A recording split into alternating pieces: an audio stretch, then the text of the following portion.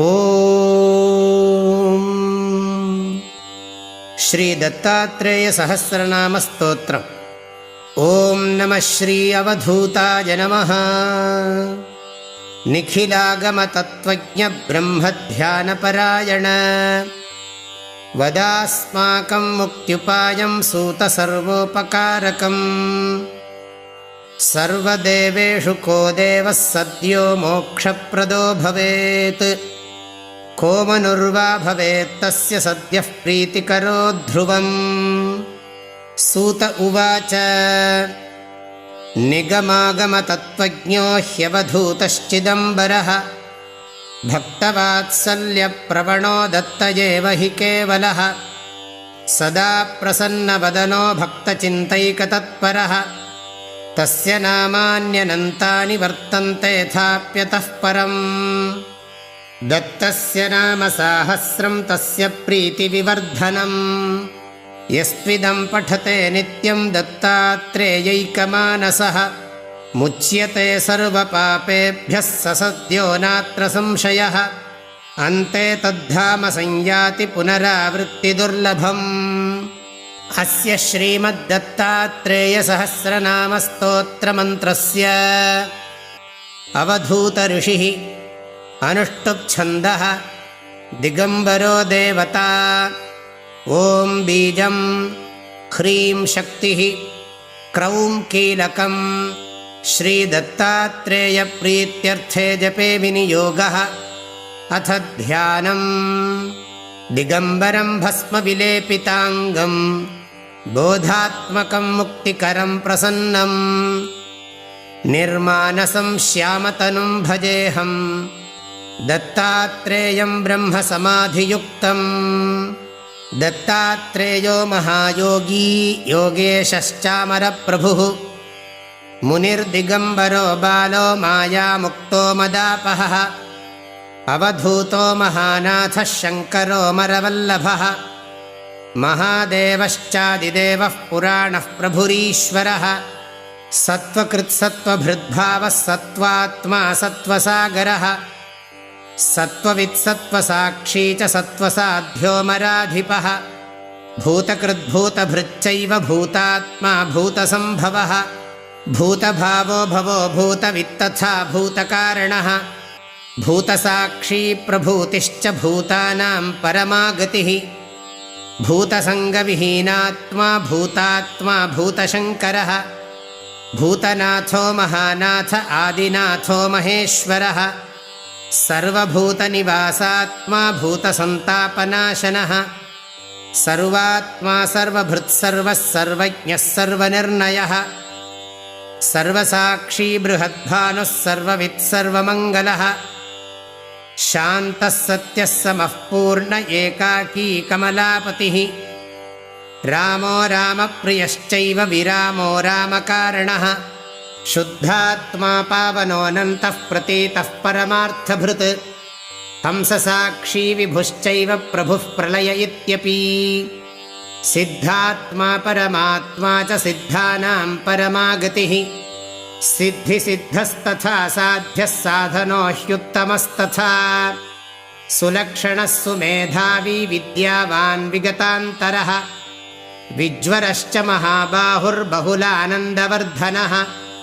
अव्यक्तपुरुषः प्राज्ञः परज्ञः परमार्थदृक्। परापरविनिर्मुक्तो युक्तस्तत्त्वप्रकाशवान्। दयावान् भगवान् भावी भावात्मा भावकारणः। भवसन्तापनाशश्च पुष्पवान् पण्डितो बुधः। प्रत्यक्षवस्तुर्विश्वात्मा प्रत्यग्ब्रह्मसनातनः। प्रमाणविगतश्चैव प्रत्याहारनियोजकः। प्रणवः प्रणवातीतः प्रमुखः प्रलयात्मकः। मृत्युञ्जयो विविक्तात्मा शङ्करात्मा परो वपुः। परमस्तनुविज्ञेयः परमात्मनि संस्थितः। प्रबोधकलनाधारः प्रभावः प्रवरोत्तमः। चिदम्बरश्चिद्विलासश्चिदाकाशश्चिदुत्तमः। चित्तचैतन्यचित्तात्मा देवानां परमा गतिः। अचेत्यश्चेतनाधारश्चेतनाचित्तविक्रमः। चित्तात्मा चेतनारूपो लसत्पङ्कजलोचनः परं ब्रह्म परं ज्योतिः परं धाम परं तपः परं सूत्रं परं तन्त्रं पवित्रः परमोहवान् क्षेत्रज्ञः क्षेत्रगः क्षेत्रः क्षेत्राधारः पुरञ्जनः क्षेत्रशून्यो लोकसाक्षी क्षेत्रवान् बहुनायकः योगेन्द्रो योगपूज्यश्च योग्य आत्मविदां शुचिः योगमायाधरस्थाणुरचलः कमलापतिः योगेशो योगनिर्माता योगज्ञानप्रकाशनः योगपालो लोकपालः संसारतमनाशनः गुह्यो गुह्यतमो गुप्तो मुक्तो युक्तः सनातनः गहनो गगनाकारो गम्भीरो गणनायकः गोविन्दो गोपतिर्गोप्ता गोभागो भावसंस्थितः गोसाक्षी गोतमारिश्च गान्धारो गगनाकृतिः योगयुक्तो भोगयुक्तः शङ्कामुक्तसमाधिमान् सहजः सकलेशानः कार्तवीर्यवरप्रदः सरजाविरजाः पुमान् पावनः पापनाशनः परावरविनिर्मुक्तः परं ज्योतिः पुरातनः नानाज्योतिरनेकात्मा स्वयं ज्योतिः सदाशिवः दिव्यज्योतिर्मयश्चैव सत्यविज्ञानभास्करः नित्यशुद्धः परः पूर्णः प्रकाशः प्रकटोद्भवः प्रमादविगतश्चैव परेशः परविक्रमः योगी योगो योगपश्च योगाभ्यासप्रकाशनः योक्ता मोक्ता विधाता च त्राता पाता निरायुधः नित्यमुक्तो नित्ययुक्तः सत्यः सत्यपराक्रमः सत्त्वशुद्धिकरः सत्त्वस्तथा सत्त्वभृतां गतिः श्रीधरः श्रीवपुः श्रीमान् श्रीनिवासो मरार्चितः श्रीनिधिः श्रीपतिश्रेष्ठः श्रेयस्कश्चरमाश्रयः त्यागी त्यागार्थसम्पन्नस्त्यागात्मा त्यागविग्रहः त्यागलक्षणसिद्धात्मा त्यागज्ञस्त्यागकारणः भोगो भोक्ता तथा भोग्यो भोगसाधनकारणः भोगी भोगार्थसम्पन्नो भोगज्ञानप्रकाशनः केवलः केशवः कृष्णः कंवासाः कमलालयः कमलासनपूज्यश्च हरिरज्ञानखण्डनः महात्मा महदादिश्च महेशोत्तमवन्दितः मनोबुद्धिविहीनात्मा मानात्मा मानवाधिपः भुवनेशो विभूतिश्च धृतिर्मेधा स्मृतिर्दया दुःखदावानलो बुद्धः प्रबुद्धः परमेश्वरः कामः क्रोधः चैव दम्भदर्पमदापहः अज्ञानतिमिरारिश्च भवारिर्भुवनेश्वरः रूपकृद्रूपभृद्रूपी रूपात्मा रूपकारणः रूपज्ञो रूपसाक्षी च नामरूपो गुणान्तकः अप्रमेयः प्रमेयश्च प्रमाणं प्रणवाश्रयः प्रमाणरहितो चिन्त्यश्चेतना विगतो जरः अक्षरोऽक्षरमुक्तश्च विज्वरो ज्वरनाशनः विशिष्टो वित्तशास्त्री च दृष्टो दृष्टान्तवर्जितः गुणेशो गुणकाजश्च गुणात्मा गुणभावनः अनन्तगुणसम्पन्नो गुणगर्भो गुणाधिपः गणेशो गुणनाथश्च गुणात्मा गणभावनः गणबन्धुर्विवेकात्मा गुणयुक्तः पराक्रमी अतर्क्यः क्रतुरग्निश्च कृतज्ञः सफलाश्रयः यज्ञश्च यज्ञफलदो यज्ञयुज्यो मरोत्तमः हिरण्यगर्भः श्रीगर्भः खगर्भः कुणपेश्वरः मायागर्भो लोकगर्भः स्वयंभूर्भुवनान्तकः निष्पापो निपिडो नन्दी बोधी बोधसमाश्रयः बोधात्मा बोधनात्मा च भेदवैतण्डखण्डनः स्वाभाव्यो भावनिर्मुक्तो व्यक्तो व्यक्तसमाश्रयः नित्यतृप्तो निराभासो निर्वाणः शरणः सुहृत् गुह्येशो गुणगम्भीरो गुणदोषनिवारणः गुणसङ्गविहीनश्च योगारेर्दर्पनाशनः आनन्दः परमानन्दः स्वानन्दसुखवर्धनः सत्यानन्दश्चिदानन्दः सर्वानन्दपरायणः सद्रूपः सहजः सत्यः स्वानन्दः सुमनोहरः सर्वः सर्वान्तरश्चैव पूर्वात् पूर्वतरस्तथा खमयः खपरः खादिः खं ब्रह्म खतनुः खगः खवासाः खविहीनश्च खनिधिः खपराश्रयः अनन्त आदिरूपश्च सूर्यमण्डलमध्यगः अमोघः परमामोघः परोक्षः परदः कविः विश्वचक्षुर्विश्वसाक्षी विश्वबाहुर्धनेश्वरः धनञ्जयो महातेजास्तेजिष्ठस्तैजसः सुखी ज्योतिर्ज्योतिर्मयो जेता ज्योतिषां ज्योतिरात्मकः ज्योतिषामपि ज्योतिश्च जनको जनमोहनः जितेन्द्रियो जितक्रोधो जितात्मा जितमानसः जितसङ्गो जितप्राणो जितसंसारवासनः निर्वासनो निरालम्बो निर्योगक्षेमवर्जितः निरीहो निरहङ्कारो निराशीर्निरुपाधिकः नित्यबोधो विविक्तात्मा विशुद्धोत्तमगौरवः विद्यार्थी परमार्थी च श्रद्धार्थी साधनात्मकः प्रत्याहारी निराहारी सर्वाहारपरायणः नित्यशुद्धो निराकाङ्क्षी पारायणपरायणः अणोरणुतरः सूक्ष्मस्थूलस्थूलतरस्तथा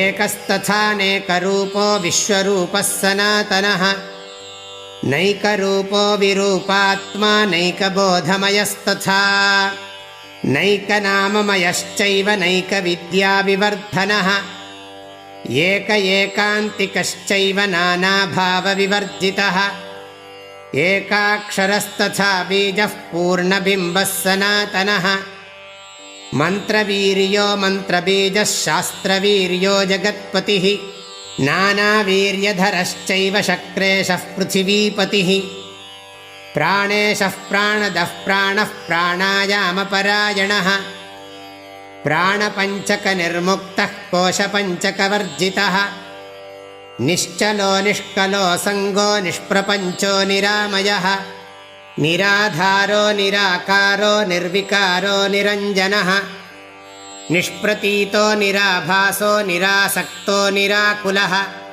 निष्ठा सर्वगतश्चैव निरारम्भो निराश्रयः निरन्तरः सर्वगोप्ता शान्तो दान्तो महामुनिः निःशब्दः सुकृतः स्वस्थः सत्यवादी सुरेश्वरः ज्ञानदो ज्ञानविज्ञानी ज्ञानात्मानन्दपूरितः ज्ञानयज्ञविदां दक्षो ज्ञानाग्निर्ज्वलनो बुधः दयावान् भवरोगारिश्चिकित्साचरमागतिः चन्द्रमण्डलमध्यस्थश्चन्द्रकोटिसुशीतलः यन्त्रकृत्परमो यन्त्री यन्त्रारूढपराजितः यन्त्रविद्यन्त्रवासश्च यन्त्राधारो धराधरः तत्त्वज्ञस्तत्त्वभूतात्मा महत्तत्त्वप्रकाशनः तत्त्वसङ्ख्यानयोगज्ञः साङ्ख्यशास्त्रप्रवर्तकः अनन्तविक्रमो देवो माधवश्च धनेश्वरः साधुः साधुवरिष्ठात्मा सावधानो मरोत्तमः निस्सङ्कल्पो निराधारो दुर्धरो ह्यात्मवित्पतिः आरोग्यसुखदश्चैव प्रवरो वासवस्तथा परेशः परमोदारः प्रत्यक्चैतन्यदुर्गमः दुराधर्षो दुरावासो दूरत्वपरिनाशनः वेदविद्वेदकृद्वेदो वेदात्मा विमलाशयः विविक्तसेवी संसारश्रमनाशनवांस्तथा ब्रह्मयोनिर्बृहद्योनिर्विश्वयोनिर्विदेहवान् विशालाक्षो विश्वनाथो हाटकाङ्गदभूषणः अबाध्यो जगदाराध्यो जगदार्जवपालनः जनवान् धनवान् धर्मी धर्मगो धर्मवर्धनः अमृतः शाश्वतः साध्यः सिद्धिदः सुमनोहरः खलु ब्रह्म खलु स्थानो मुनीनां परमागतिः उपद्रष्टा तथा श्रेष्ठः शुचिभूतो ह्यनामयः वेदसिद्धान्तवेद्यश्च मानसाह्लादवर्धनः देहादन्यो गुणादन्यो लोकादन्यो विवेकवित् दुष्टस्वप्नहरश्चैव गुरुर्गुरुवरोत्तमः कर्मी कर्मविनिर्मुक्तः सन्न्यासी साधकेश्वरः सर्वभावविहीनश्च तृष्णासङ्गनिवारकः त्यागी त्यागवपुस्त्यागस्त्यागदानविवर्जितः त्यागकारणत्यागात्मा सद्गुरुः सुखदायकः दक्षो दक्षादिवन्द्यश्च ज्ञानवादप्रवर्तकः शब्दब्रह्ममयात्मा च शब्दब्रह्मप्रकाशवान् ग्रसिष्णुः प्रभविष्णुश्च सहिष्णुर्विगतान्तरः विद्वत्तमो महावन्द्यो विशालोत्तमवाङ्मुनिः ब्रह्मविद्ब्रह्मभावश्च ब्रह्मर्षिर्ब्राह्मणप्रियः ब्रह्म ब्रह्मप्रकाशात्मा ब्रह्मविद्याप्रकाशनः अत्रिवंशप्रभूतात्मा तापसोत्तमवन्दितः आत्मवासी विधेयात्मा ह्यत्रिवंशविवर्धनः प्रवर्तनो निवृत्तात्मा प्रलयोदकसन्निभः नारायणो महागर्भो भार्गवप्रियकृत्तमः सङ्कल्पदुःखदलनः संसारतमनाशनः त्रिविक्रमस्त्रिधाकारस्त्रिमूर्तिस्त्रिगुणात्मकः भेदत्रयहरश्चैव तापत्रयनिवारकः दोषत्रयविभेदी च संशयार्णवखण्डनः असंशयस्त्वसम्मूढो ह्यवादी राजवन्दितः राजयोगी महायोगी स्वभावगलितस्तथा पुण्यश्लोकः पवित्राङ्घ्रिर्ध्यानयोगपरायणः ध्यानस्थो ध्यानगम्यश्च विधेयात्मा पुरातनः अविज्ञेयो ह्यन्तरात्मा मुख्यबिम्बसनातनः जीवसञ्जीवनो जीवश्चिद्विलासश्चिदाश्रयः महेन्द्रो मरमान्यश्च योगेन्द्रो योगवित्तमः योगधर्मस्तथा योगस्तत्त्वस्तत्त्वविनिश्चयः नैकबाहुरनन्तात्मा नैकनामपराक्रमः नैकाक्षी नैकपादश्च नाथनाथोत्तमोत्तमः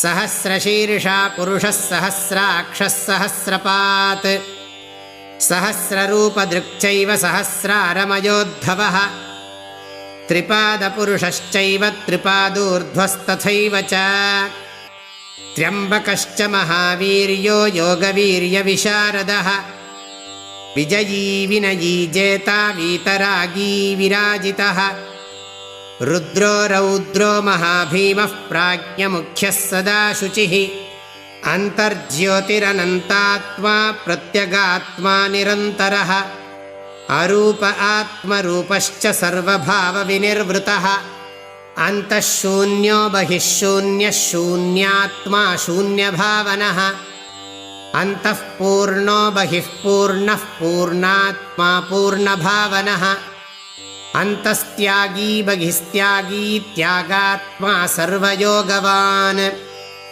अन्तर्योगी बहिर्योगी सर्वयोगपरायणः अन्तर्भोगी बहिर्भोगी सर्वभोगविदुत्तमः अन्तर्निष्ठो बहिर्निष्ठः सर्वनिष्ठामयस्तथा बाह्यान्तरविमुक्तश्च बाह्यान्तरविवर्जितः शान्तः शुद्धो विशुद्धश्च निर्वाणः प्रकृतेः परः अकालः कालनेमी च कालकालो जनेश्वरः कालात्मा कालकर्ता च कालज्ञः कालनाशनः कैवल्यपददाता च कैवल्यसुखदायकः कैवल्यकलनाधारो निर्भरो हर्षवर्धनः हृदयस्थो हृषीकेशो गोविन्दो गर्भवर्जितः सकलागमपूज्यश्च निगमो निगमाश्रयः पराशक्तिः पराकीर्तिः परावृत्तिर्निधिस्मृतिः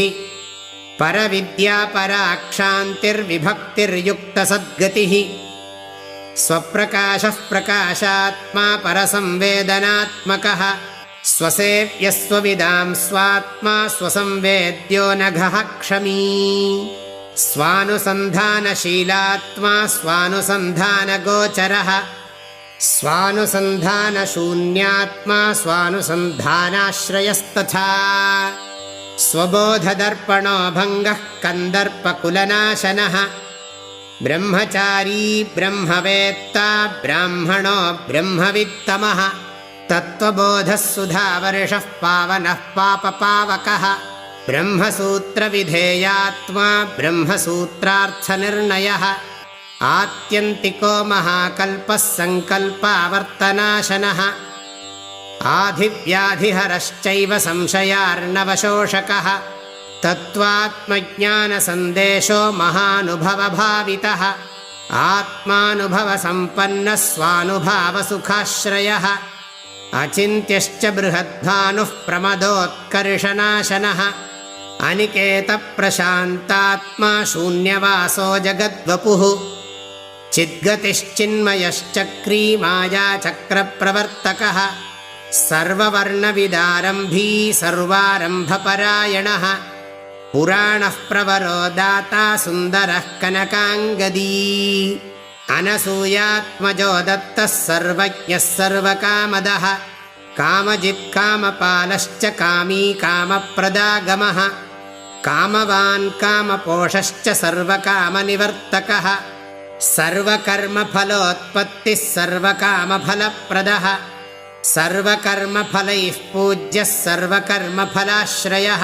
विश्वकर्मा कृतात्मा च कृतज्ञः सर्वसाक्षिकः सर्वारम्भपरित्यागी जडोन्मत्तपिशाचवान् भिक्षुर्भिक्षाकरश्चैव भैक्षाहारी निराश्रमी अकूलश्चानुकूलश्च विकलो ह्यकलस्तथा जटिलो वनचारी च दण्डी मुण्डी च गण्डवान् देहधर्मविहीनात्मा ह्येकाकी सङ्गवर्जितः आश्रम्यनाश्रमारम्भो नाचारी कर्मवर्जितः असन्देही च सन्देही न च किञ्चिन्न च किञ्चनः नृदेही देहशून्यश्च नाभावी भावनिर्गतः नाब्रह्म च परब्रह्म स्वयमेव निराकुलः अनघश्चागुरुश्चैव नाथनाथोत्तमो गुरुः द्विभुजः प्राकृतश्चैव जनकश्च पितामहः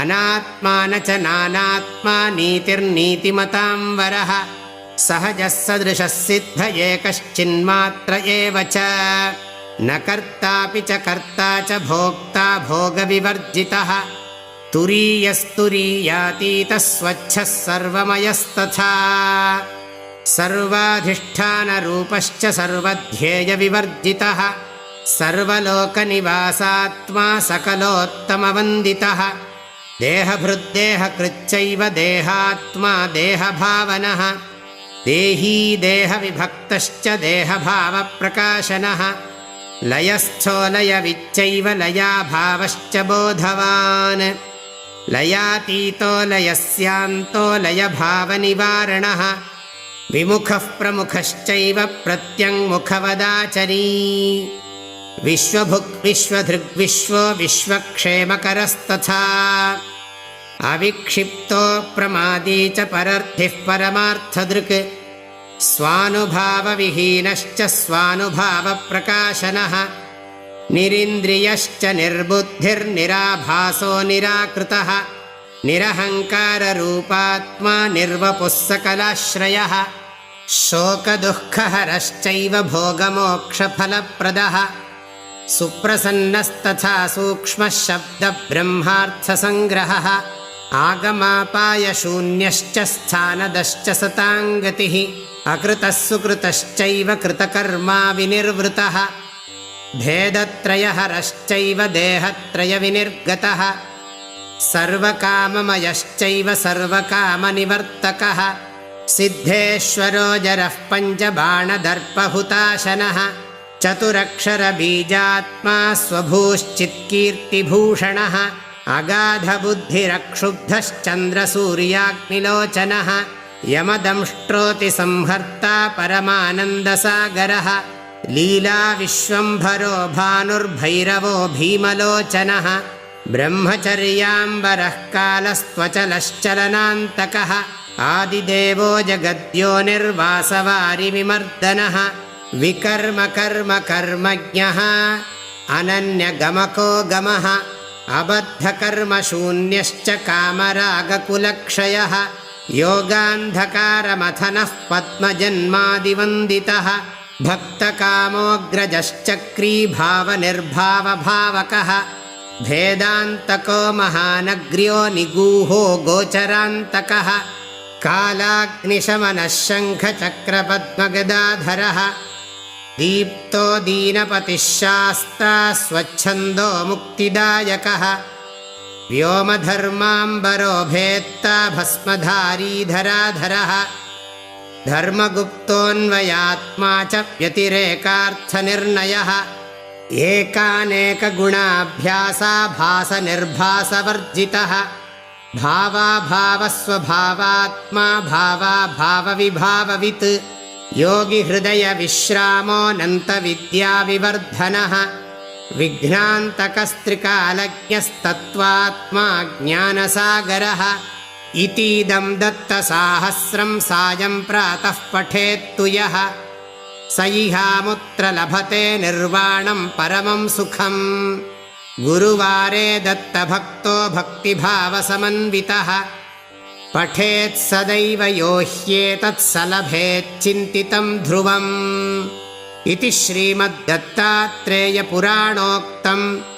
श्रीमद्दत्तात्रेयसहस्रनामस्तोत्रं सम्पूर्णम् श्रीदत्तात्रेयार्पणमस्तु।